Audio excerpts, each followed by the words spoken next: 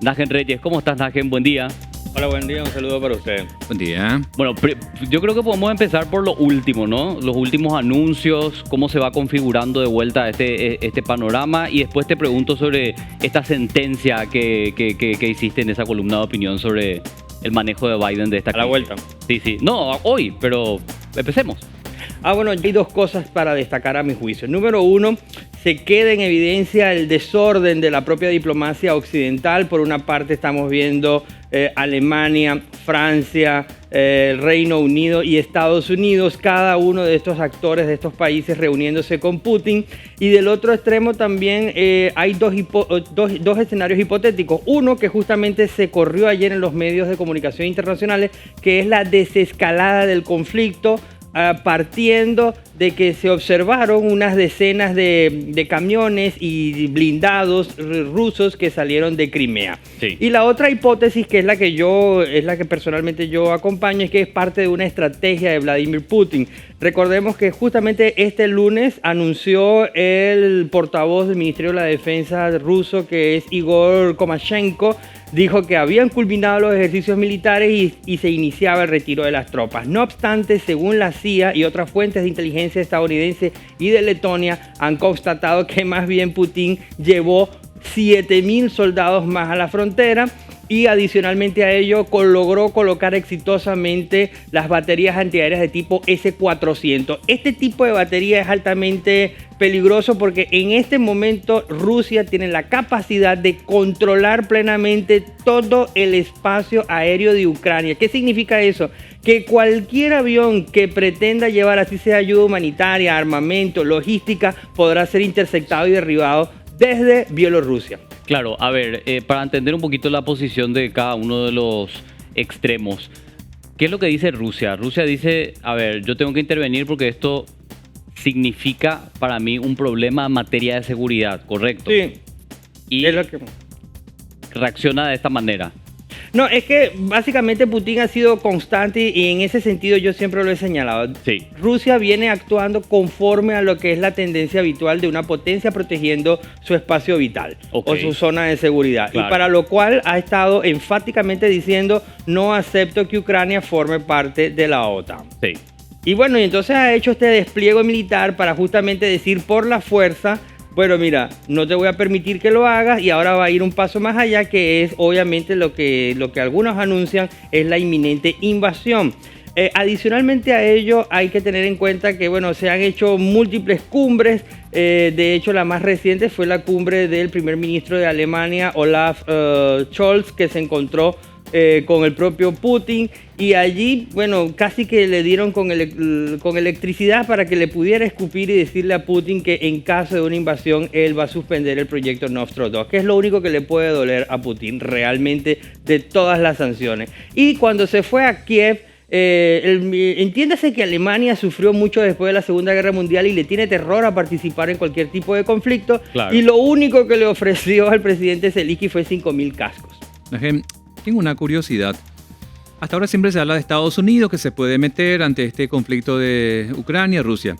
Saliendo de Estados Unidos, casi de curiosidad te pregunto esto: ¿qué otras grandes naciones por ahí también se ven tentadas a querer involucrarse política o militarmente? Te tiro un ejemplo: China y otros.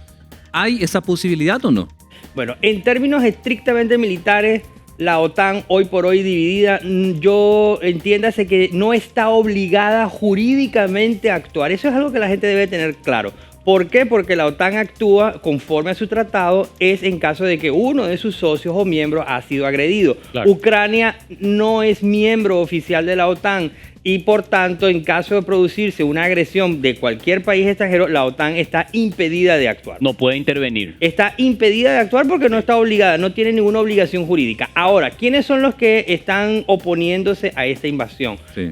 Por supuesto que es el gobierno de los Estados Unidos. Sobre todo ayer Biden estuvo muy enfático diciendo que va a actuar con toda la diplomacia, y en esta misma entrevista que otorgó a NBC News se armó todo un escándalo porque Biden dijo que podía correrse el riesgo de una guerra mundial Sí. al él enviar tropas a Ucrania. Entiéndase que son los dos poderosos, o uno de los dos poderosos ejércitos más grandes del mundo que eventualmente podrían colisionar.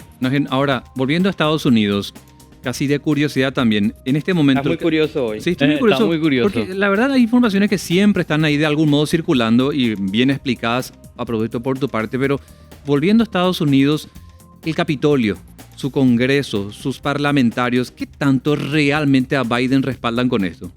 Bueno, y justamente lo que yo les comenté, creo que fue la semana pasada, tanto el senador del propio demócrata Bob Meléndez, incluso obviamente el republicano Marco Rubio, hicieron serias críticas a Biden diciendo que no estaba haciendo lo suficiente. Y parece que estas críticas le llegaron a la Casa Oval, a la Casa Blanca, porque hemos visto un Biden que ha estado un poco más enérgico justamente en estos días.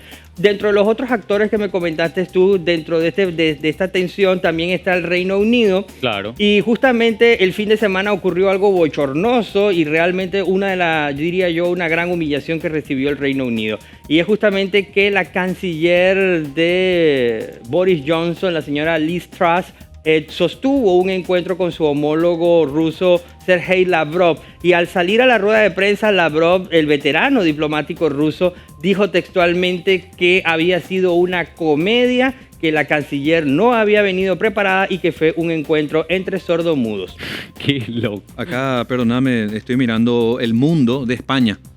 Hace 6 minutos publicó que Borrell, creo que lo dio en castellano, asegura que ha empezado el bombardeo en el este de Ucrania. Pero eso es lo que están anunciando hace cuánto y no pasa absolutamente Pero nada. Borrell lo está anunciando que ya se está realizando. Sí, y mira, toma una fuente seria, El Mundo de España. Bueno, es que se decía que era inminente y se había dicho también que podía ocurrir la invasión estando en los Juegos Olímpicos. Y un datico adicional: ayer el partido de Vladimir Putin en el Congreso solicitó el reconocimiento de las autonomías de justamente de las provincias rebeldes, que es Donetsk y Lugansk.